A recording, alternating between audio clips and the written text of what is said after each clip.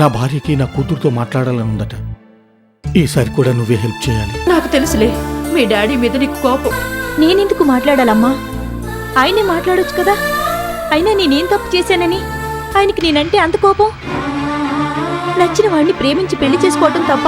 ఇప్పుడు నా కూతురు నా కళ్ళెదురుగా కనిపిస్తే చేరి తీసుకోవడానికి నా మనసు సిద్ధంగా ఉంది. కానీ చేరుకోవటానికి నా కూతురు లేదు.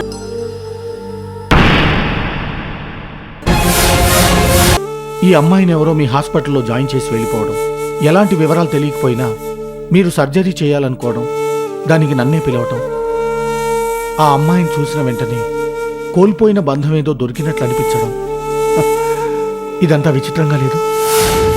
నాదో చిన్న రిక్వెస్ట్. చెప్పండి డాక్టర్. ఈ రోజు నుంచి ఆ అమ్మాయి బాధ్యత నేను తీసుకుంటాను.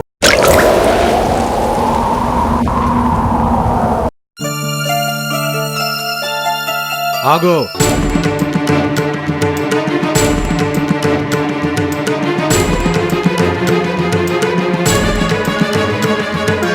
అయితే వెళ్ళటానికే నిశ్చయించుకున్నావు అన్నమాట. వెళ్లే ముందు నా మాట కూడా విని వెళ్ళు. ఒక్కసారి ఇంటి గడప దాటావంటే మళ్ళీ ఇంట్లోకి వచ్చే అవకాశాన్ని శాశ్వతంగా కోల్పోతావు.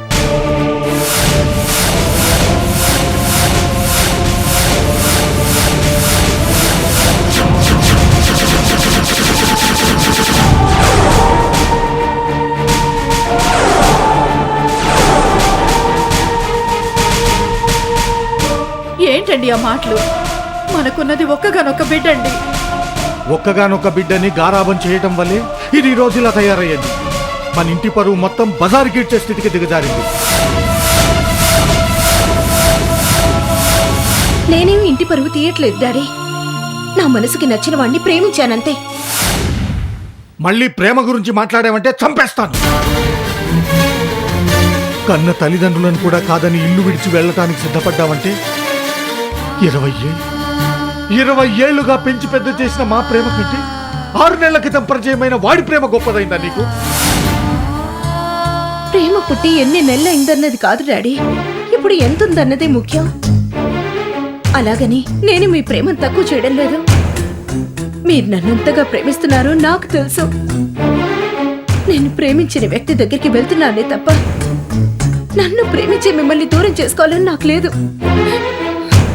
కానీ దూరం చేసుకునే పరిస్థితి మీరే కల్పిస్తున్నారు. ఎంత మాట అన్నావే! ఏమిటండి మీ తండ్రి కూతుల మధ్య ఈ వాదనలు? మీ మధ్య ప్రేమాభిమానాలు తప్ప ఈ గొడవలు చూసి నేను తట్టుకోలేనండి. అయినా మీకేంటండి ఇంత మొండి పట్టుదల?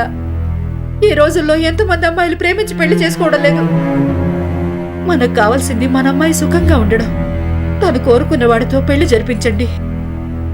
నో నో, నా కంఠంలో ప్రాణముండగా అది మాత్రం జరగదు.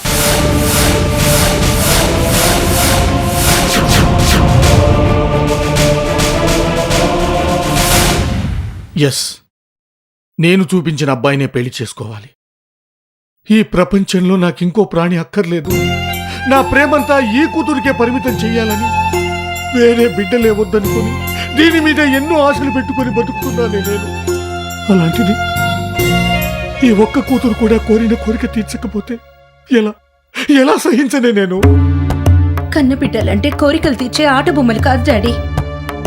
అయినా మీరు నాకు జీవితాన్ని ఇచ్చారు కదా అని ప్రతిఫలంగా నా జీవితాన్ని ఆశించడం ఎంతవరకు న్యాయం డాడీ?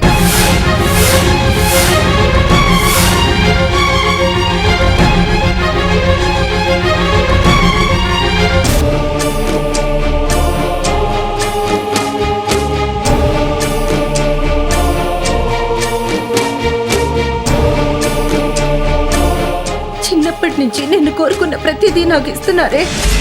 ఇప్పుడు నేను కోరుకున్న భర్తను మాత్రం నాకెందుకు ఇవ్వలేకపోతున్నారు డాడీ?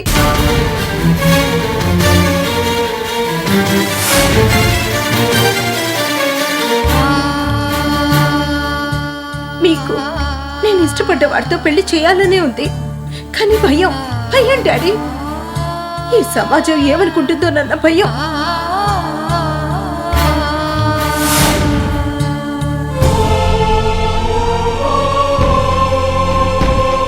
నన్ను నీ ప్రేమ ముఖ్యమా, మా ప్రేమ ముఖ్యమా అని అడుగుతున్నారే. ఇప్పుడు నేను అడుగుతున్నాను, మీకు మీ కూతురు సుఖంగా ఉండటం ముఖ్యమా, ఈ సమాజం ముఖ్యమా అని అడిగితే మీరేం సమాధానం చెప్తారు డాడీ?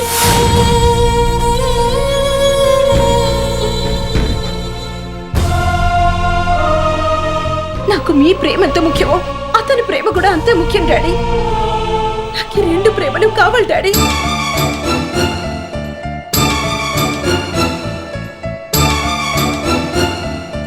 కానీ మీకు ఒక్క ప్రేమే కావాలి.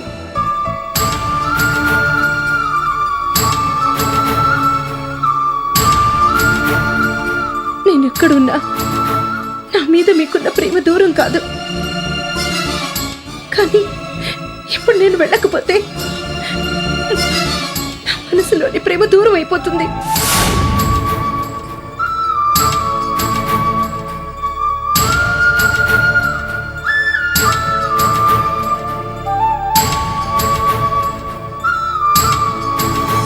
వెళ్ళొస్తాను డాడీ.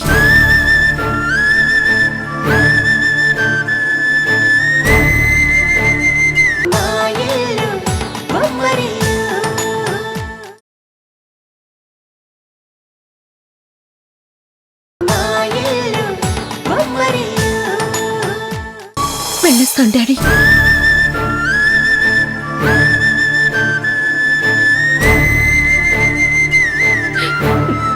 ఒక్కసారి ఈ గడప దాటి అడుగు బయటికి పెడితే మళ్ళీ ఇంట్లో అడుగు పెట్టే అవకాశం ఉండదన్నారు కదా. వెళ్తాను డాడీ.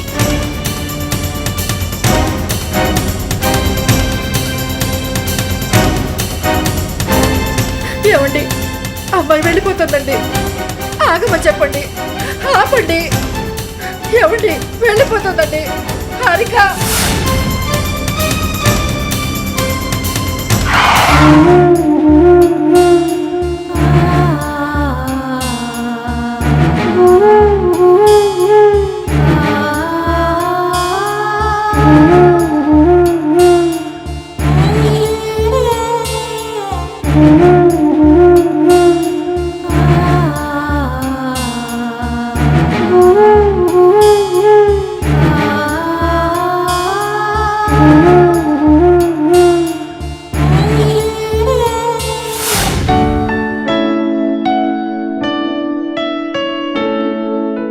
ఏమిటి రోజు టీ చేతికిచ్చి వెళ్ళేదానివి ఇవాళ విసురుగా కింద పెట్టి వెళ్తున్నావు? నీ ట్రీట్మెంటే మారిపోయిందే. రోగం నయం చేయడానికి ఎలాంటి ట్రీట్మెంట్ ఇవ్వాలో మీకు తెలిస్తే మొగుణ్ణి దారిలోకి తెచ్చుకోవడానికి ఎలాంటి ట్రీట్మెంట్ ఇవ్వాలో నాకు బాగా తెలుసు. ఎంతసేపు మీ పేషెంట్లు కేసులు తప్పిస్తే నా గోడేంటో అసలు మీరు పట్టించుకుంటున్నారా? ఇలాగే చేస్తే ఈసారి కాఫీ ఇక్కడ వరకు కూడా రాదు. మీరే వంటగదికెళ్ళి కలుపుకోవాల్సి ఉంటుంది. అరే, ఇప్పుడు నేనేం చేశానని నాకు అంత పెద్ద శిక్ష వేస్తున్నావు? ఏం చేశారో మీకు తెలీదు? ఒక్కగానొక్క ఆడపిల్ల ఇష్టపడ్డవాడికిచ్చి పెళ్లి జరిపించుంటే మీ సొమ్మేం పోయిండేది. ఎంచక్కా నా బిడ్డ నా కళ్ళ ముందు తిరుగుతూ ఉండేది. ఇప్పుడు ఎక్కడుందో, ఎలా ఉందో. మనల్ని వద్దనుకొని వెళ్ళిపోయిన దానికోసం నువ్వెందుకే అంతలా తప్పిస్తావు? ఎంత సింపుల్ గా చెప్తున్నారండి.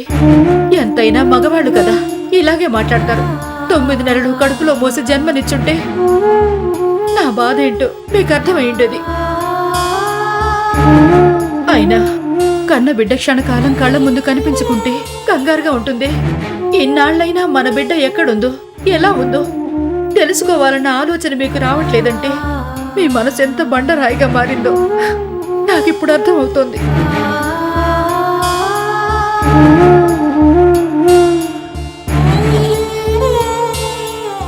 పాపం నా బిడ్డ ఇంట్లో నుంచి వెళ్లేటప్పుడు ఎంత బాధపడుతూ వెళ్ళిందో.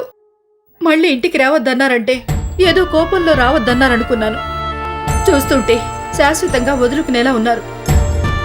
మీకు కన్నబిడ్డ అక్కర్లేదు, ఈ పెళ్ళం బాధ అర్థం కాదు. ఎంతసేపు హాస్పిటల్ చుట్టూ తిరిగి పేషెంట్ని, దేశాన్ని ఉద్ధరించండి.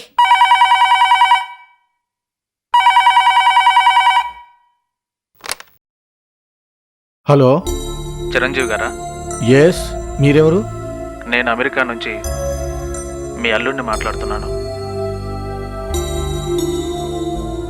చెప్పండి. ఈరోజు మార్నింగ్ షాపింగ్ నుంచి వస్తుంటే యాక్సిడెంట్ జరిగింది. ఆ యాక్సిడెంట్లో హారిక హారిక యాక్సిడెంట్లో హారిక చెప్పండి. హారిక హారిక హారిక యాక్సిడెంట్లో చనిపోయిందండి.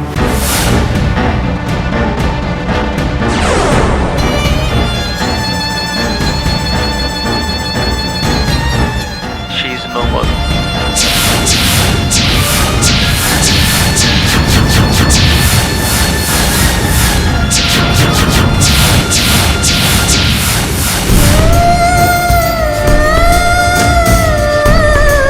ఎక్కడి నుంచండి ఫోను? అమ్మాయి దగ్గర నుంచేనా? ఇలా ఇవ్వండి, నేను మాట్లాడతాను. ఏంటండి నేను మాట్లాడతానంటే పెట్టేస్తారు.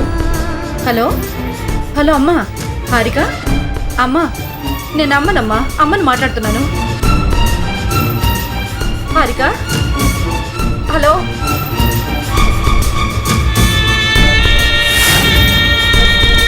ఫోన్ కట్ చేశారేంటండి? చెప్పండి, ఫోన్ ఎక్కడి నుంచి? అమ్మాయి దగ్గర నుంచే కదా? అవును.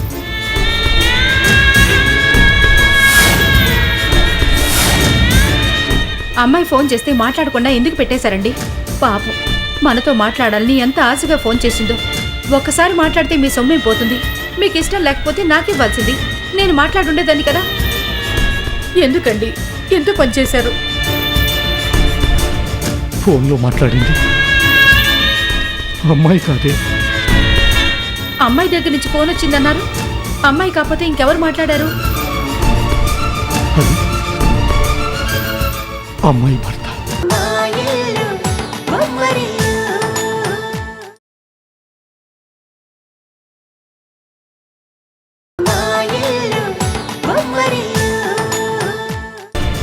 ఫోన్లో మాట్లాడింది అమ్మాయి కాదే. అమ్మాయి దగ్గర నుంచి ఫోన్ వచ్చిందన్నారు. అమ్మాయి కాకపోతే ఇంకెవరు మాట్లాడారు? అది అమ్మాయి భర్త. అల్లుడు గారా, ఏమంటున్నారు? ఒక్కసారి అమ్మాయితో మాట్లాడమని ప్రాధేయపడుంటారు, అంతే కదా? మీకెందుకండి అంత మొండి పట్టుదల? ఒక్కసారి అమ్మాయితో మాట్లాడొచ్చు కదా. ఇప్పుడు మనం మాట్లాడాలనుకున్నా అమ్మాయి మనతో మాట్లాడే పరిస్థితిలో లేదే. అమ్మాయికి ఏమైందండి? చెప్పండి. పొగరెక్కింది. మనతో జన్మలో మాట్లాడనని వాళ్ళ ఆయనతో చెప్పిస్తుంది. నేను ఈ ఇంటి గడప తొక్కొద్దన్నందుకు నాకు సరైన శిక్ష వేస్తున్నానని చెప్పమందట. ఒకవేళ మనం మాట్లాడాలని ప్రయత్నించినా మన మాటలు వినిపించినంత ఈ ఎత్తులో ఉందట. కన్న తల్లిదండ్రులతోనే ఛాలెంజ్ చేస్తుంది.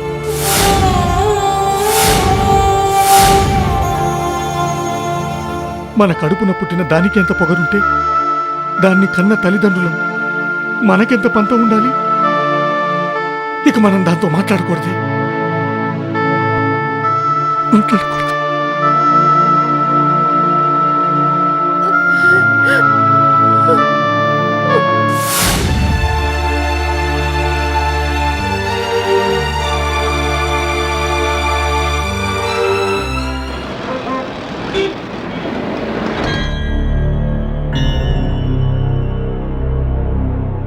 డాక్టర్, సర్జరీ ఎలా జరిగింది?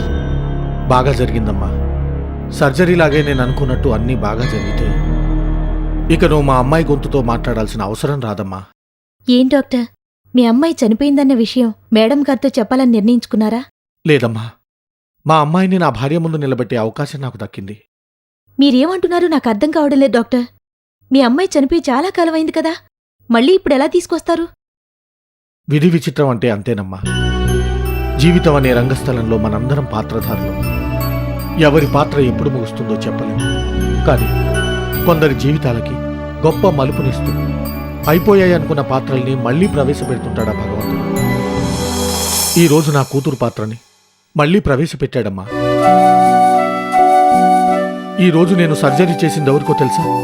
అచ్చం మా అమ్మాయిలా ఉండే మరో అమ్మాయికి. ఏమంటున్నారు డాక్టర్? మీ అమ్మాయిలాగే మరో అమ్మాయా? నమ్మలేకపోతున్నాను డాక్టర్. మీరు సరిగ్గా చూశారా? ఒకవేళ ఎప్పుడూ మీ అమ్మాయి గురించి ఆలోచించడం వల్ల ఎవరో అమ్మాయిని చూసి మీ అమ్మాయి అనుకుని భ్రమపడ్డారేమో? లేదమ్మా, మా అమ్మాయి పోయినందుకు బాధలో ఉన్నమాట నిజమే కానీ ఎవరిని చూసినా మా అమ్మాయి అనుకునేంత అపస్మారక స్థితిలో మాత్రం నేను లేను. జీవితంలో మొట్టమొదటిసారి నేను సర్జరీ చేస్తుంటే నా చేతులు వణికే తెలుసా. పక్కనున్న డాక్టర్ నన్నేమైందని అడుగుతుంటే సమాధానం చెప్పలేక, నా బాధను నాలో దాచుకోలేక నా చేతులు వణికిపోయాయమ్మా. ఒక్క నా కూతురికి సర్జరీ చేయాల్సిన అవసరం వస్తే తప్ప నాకు అలాంటి పరిస్థితి ఎప్పుడూ కలగదు. ఖచ్చితంగా ఆ అమ్మాయి మా అమ్మాయిలాగే ఉంది. ఎంతగా పోలికలున్నాయంటే నేను సర్జరీ చేసిన అమ్మాయిని మా అమ్మాయిని పక్కపక్కన నిలబెడితే వాళ్ళిద్దరిలో ఎవరు మా అమ్మాయో నేనే గుర్తుపట్టలేను. ఒకవేళ ఆ అమ్మాయి మీ అమ్మాయేమో? ఎస్ డాక్టర్, ఒక మనిషిని పోలిన మనుషులుండొచ్చు, కానీ అచ్చుగుద్దినట్టు ఒకేలా ఉండడం మాత్రం సాధ్యం కాదు. మీరు చెప్పిన దాన్ని బట్టి చూస్తుంటే ఆ అమ్మాయే మీ అమ్మాయి అని అనిపిస్తుంది. లేదమ్మా, మా అమ్మాయి ఎప్పుడూ చనిపోయింది. ఆ విషయం స్వయంగా మా అల్లుడే ఫోన్ చేసి చెప్పాడు. ఆ ఫోన్ కాల్ అబద్ధమై ఉండొచ్చు కదా డాక్టర్. మీ అమ్మాయి బతికి ఉండొచ్చు కదా.